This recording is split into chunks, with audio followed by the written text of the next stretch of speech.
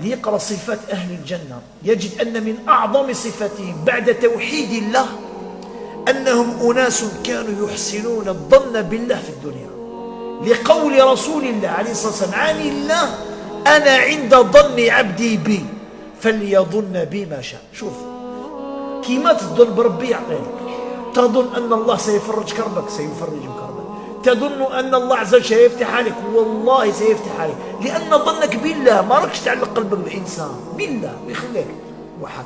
لهذا هذه نصيحة لإخواني جميعا، إلى كل من نزل به بلاء، نزل به هم، غم، ضيقت عليه، أظلمت الدنيا في عينيه، والله من أعظم أسباب كشف الكروب بعد الدعاء والتضرع إلى رب الأرض والسماء أحسن الظن بالله.